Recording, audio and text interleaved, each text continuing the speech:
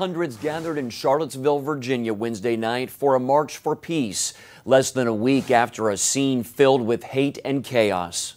Participants held a candlelight vigil in honor of 32-year-old Heather Heyer, the woman killed when an attacker drove a car into a crowd of counter-protesters at a white nationalist rally. The vigil followed an emotional memorial service for Heyer. No father should have to do this. They tried to kill my child to shut her up. Well, guess what? You just magnified her.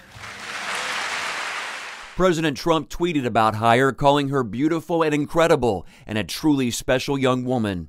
On CBN's Faith Nation Wednesday, one of the president's evangelical advisors, Pastor Robert Jeffress, blasted the white supremacy movement as demonic. He also said liberals are wrong when they accuse President Trump of supporting racism. There is an effort to do whatever is necessary to take this president down, and they have painted, the media has painted, the liberals have painted a false narrative that the president is a racist, and anytime he tries to break out of that box, liberals aren't going to allow him to do it. I know the president, you know the president, there is not a racist bone in his body.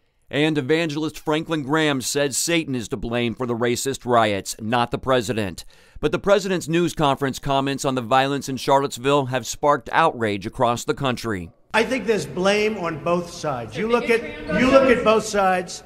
I think there's blame on both sides. Corporate leaders protested by pulling out of Trump's business advisory councils, so the president has now closed down his economic panels. He tweeted, "Rather than putting pressure on the business people of the Manufacturing Council and Strategy and Policy Forum, I am ending both. Thank you all." The Charlottesville uproar has also led to efforts to remove symbols of the Confederacy in cities across the country. In Baltimore, the statues are already coming down. The mayor of Birmingham, Alabama, had workers cover the city's 52-foot Confederate memorial obelisk with wooden panels.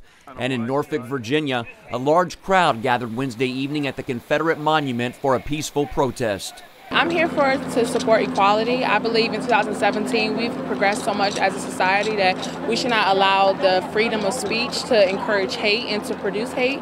Many Christian leaders this week are calling for the church to lead the way in a country that needs reconciliation and healing. Mark Martin, CBN News.